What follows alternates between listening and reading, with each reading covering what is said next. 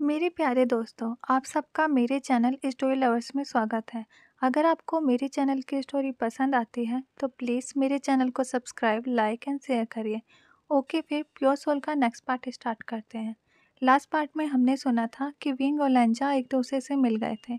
अब आगे विंग लेंजा को कंसोल करते हुए कहता है, गगा अब आप रोना बंद करिए, कितनी देर रोएंगे। मैं आपसे प्रॉमिस करता हूँ कि मैं आपको छोड़ के कहीं नहीं जाऊँगा। लेंजा जैसे ही विंग का प्रॉमिस सुनता है, वो विंग के दोनों गालों को अपने हाथों से पकड़कर उसके पूरे मुंह पर किस करने लगता है। विंग तेज तेज के हंसने लगता है और कहता है, गगा मुझे छोड़िए, मुझे गुदगुदी हो रही है। लेंजा विंग को छोड़ के कहता है, अभी तो इतनी देर से तुम मुझसे फ्लर्ट कर रहे थे, अब क्या हुआ, अब मुझे छोड़ने के लिए क्यों कह रहे हो। विंग लेंजा से कहता है, गगा अब आप मुझे छोड़िए, मुझे क्लास में जाना होगा, नहीं तो मेरी सारी क्लासें मिस हो जाएंगी। लेंजा विंग से कहता है, तुम कहीं नहीं जा रहे, तुम मेरे साथ मेरे मेंशन चल रहे हो। मम्मी पापा और भैया तुम्हें देख के बहुत ज़्यादा खुश होंगे।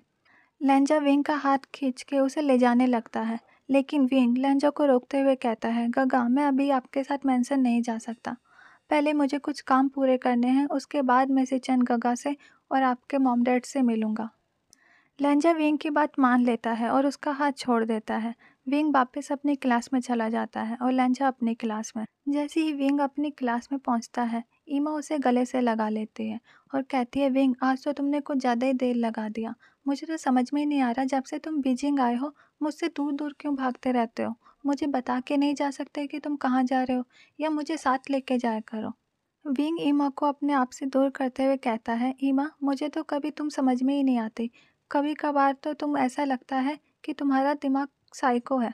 तुम्हें हमेशा ये क्यों जानना होता है कि मैं कहाँ हूँ, किसके साथ हूँ। आखिर तुम इन सब बातों का करती क्या हो। फिर विंग फ्लर्टिंग वे में कहता है, ईमा कहीं तुम मुझसे प्यार तो नहीं करने लग गई, इसलिए तुम मेरे बिना एक पल भी नहीं रह सकती। ईमा ऑकवर्ड स्माइल करते हुए कहती है, विंग तुम तो मजाक कर रहे हो। विंग कहता है, मैं मजाक कर रहा हूँ या तुम कुछ छुपा रही हो। ईमा बात को टालते हुए कहती है, चलो छोड़ो इन बातों को, अब टीचर आने ही वाली होगी, चलो स्टडी पे ध्यान देते हैं। विंग और ईमा दोनों अपनी सीट पर बैठ जाते हैं। फिर ईमा मन में सोचती है, विंग तुम्हें नहीं पता, जब तुम 2 मिनट के लिए भी गायब होते हो तो मेरा दिल बैठ जाता है। मुझे ऐसा लगता है कि मेरा दिमाग फट जाएगा, मैं पागल हो जाऊंगी। इधर लेंजा जब अपनी क्लास में घुसता है तो सोंगलेन और सुसी विंग की ही बात कर रहे थे। सुसी सोंगलेन को छेड़ते हुए कहता है, सोंगलेन तुम्हारे गाल तो पूरे ही लाल हो गए थे जब विंग तुम्हारे पास आया था। ये सुनकर लेंजा को बहुत ही गुस्सा आ रहा था। वो उन दोनों के पास जाता है और कहता है, अगर आज के बाद तुम्हारे मुंह से मैंने विंग का नाम सुना तो मैं तुम दोनों को नहीं छोड़ूंगा। ऐसा कहकर लेंजा अपनी सीट पे जाके बैठ जाता है। सोंगलेन और सुसी एक दूसरे की तरफ देखते हैं और कहते हैं, इसको क्या हुआ अचानक से, ये ऐसा क्यों बिहेव कर रहा है जैसे हमने उसके बॉयफ्रेंड को छेड़ दिया हो। फिर सोंगलेन और सुसी भी अपनी सीट पे जाके बैठ जाते हैं। कुछ दिन ऐसे ही बीत जाते हैं, सब कुछ अच्छे से जा रहा था। विंग अपना सारा टाइम स्कूल में लेंजा के साथ बिताता था। इधर ईमा का गुस्सा दिन प्रतिदिन बढ़ता ही जा रहा था, क्योंकि ईमा को पता ही नहीं चलता था कि विंग कब उसे चकमा देख के उसकी नज़रों से ओझल हो जाता था। ईमा बहुत कोशिश करती है विंग के बारे में पता लगाने के लिए, ये गायब कहाँ हो जाता है और किसके साथ अपना टाइम बिताता है। लेकिन ईमा को कुछ पता नहीं चल पा रहा था कि आखिर विंग जाता कहाँ है। वेंचाओ भी काफ़ी दिनों से विंग को ढूंढने की कोशिश कर रहा था, लेकिन विंग उसके सामने कभी आता ही नहीं था।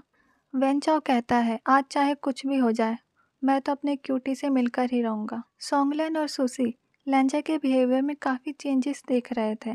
वो भी कहते हैं, चाहे कुछ भी हो जाए, आखिर हम पता लगा के ही रहेंगे कि विंग का लेंजा से रिश्ता क्या है। ये हमसे दूर दूर क्यों भागने लगा है, ये कहाँ गायब हो जाता है हमें छोड़ के। इधर लेंजा और विंग स्कूल के गार्डन में बैठे हुए थे और एक दूसरे से बात कर रहे थे। लेंजा विंग से पूछता है, विंग क्या तुम मेरे साथ डेट पे चलोगे।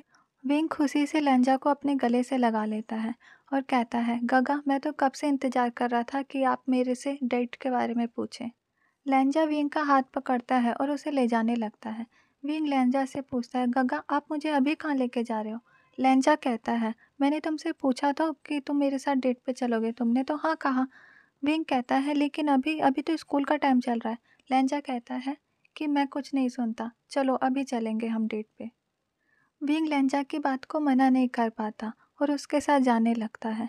इधर बेंचाओ, ईमा, सोंगलेन और सुसी भी स्कूल के गार्डन में पहुंच जाते हैं।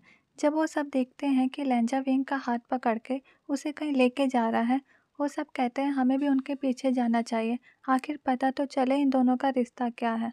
सब अपनी अपनी कार में बैठते हैं और लेंजा और विंग का पीछा करने लगते हैं। लेंजा और विंग की कार एक बहुत बड़े रेस्टोरेंट के आगे आके रुकती है।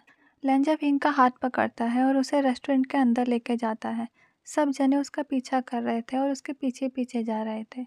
लेंजा और विंग रेस्टोरेंट के अंदर एक टेबल पे बैठ जाते हैं और सभी थोड़ी थोड़ी दूरी पे टेबल पे बैठ जाते हैं। सबकी नज़र लेंजा और विंग पर ही थी। लेंजा और विंग हंस हंस कर एक दूसरे से बात कर रहे थे। इधर वेंचा और ईमा का खून सूख रहा था। कुछ समय बाद लेंजा अपनी सीट से उठता है और विंग के पास जाने लगता है। वो विंग के होठों पे किस करना चाहता था। जैसे ही ईमा और वेंचाओ ये चीज़ देखते हैं, दोनों अपनी सीट से गुस्से से उठते हैं, लेकिन वो गलती से एक दूसरे से टकरा जाते हैं और वेंचाओ ईमा के ऊपर गिर जाता है। वेंचाओ के होठ ईमा के होठ से टच हो जाते हैं और देखने वाले को ऐसा लगता है कि दोनों किस कर रहे हैं। जब कुछ गिरने की आवाज़ आती है, विंग और लेंजा दोनों की नज़र अपने पीछे जाती है तो वो देखते हैं वेंचा और ईमा एक दूसरे के ऊपर लेटे हुए हैं और किस कर रहे हैं। लेंजा और विंग दोनों वेंचा और ईमा के पास जाते हैं। उधर सॉन्गलेन और सूसी भी अपनी सीट से उठकर उनके पास जाते हैं। विंग वहाँ जाके कहता है, ईमा तुम ये क्या कर रही हो, कम से कम तुम्हें एक रूम तो ले लेना चाहिए। ईमा जल्दी से वेंचाओ को धक्का दे देती है और कहती है ऐसा कुछ नहीं है जैसा तुम्हें दिख रहा है। विंग कहता है फिर तुम सब यहाँ पे कर क्या रहे हो। सॉन्गलेन कहता है वेंचा और ईमा डेट कर रहे हैं। फिर लेंजा कहता है अगर वेंचा और ईमा डेट कर रहे हैं तो तुम क्या कर रहे हो। फिर वेंचा कहता है सॉन्गलेन और सूसी भी एक दूसरे को डेट कर रहे हैं। लेंजा और विंग एक दूसरे को देखने लगते हैं और सोचते हैं आखिर ये चल क्या रहा है। सॉन्गलेन, सूसी, ईमा और वेंचाओ सारे अलग अलग दिशा में चले जाते हैं। इधर विंग और लेंजा बुरी तरीके से कंफ्यूज हो जाते हैं कि आखिर ये हो क्या रहा है। सब ने अपना अपना पार्टनर बना लिया और उन्हें पता भी नहीं चला। फिर विंग लेंजा से कहता है लेंजा अब मुझे भी जाना चाहिए, बहुत ज़्यादा लेट हो रहा है। विंग और लेंजा अपने अपने मेंशन के लिए निकल जाते हैं। इधर एक व्यक्ति बहुत ही गुस्से में था और अपना फ़ोन निकालता है और किसी का नंबर डायल करता है। फिर वो कहता है कि मैं एक फ़ोटो तुम्हारे पास भेज रहा हूँ, शाम तक उसे पुराने फैक्ट्री लेके आओ। फिर किडनैपर के पास लेंजा की फ़ोटो आ जाती है। इधर वो व्यक्ति तेज तेज के हंसने लगता है और कहता है विंग तुम सिर्फ मेरे हो और किसी के नहीं हो सकते। जो भी हमारे बीच आएगा वो जिंदा नहीं रहेगा। लेंजा जब अपनी कार से बाहर निकलता है तो कोई पीछे से उसके सर पे कोई भारी चीज़ मार देता है और वो वहीं पे बेहोश हो जाता है। वो किडनैपर उसे अपनी कार में बिठाकर पुराने फैक्ट्री लेके जाता है। कुछ समय बाद जब लेंजा की आंखें खुलती हैं, उसके आसपास बहुत सारे गुंडे थे और उसे कुर्सी से बांध रखा था।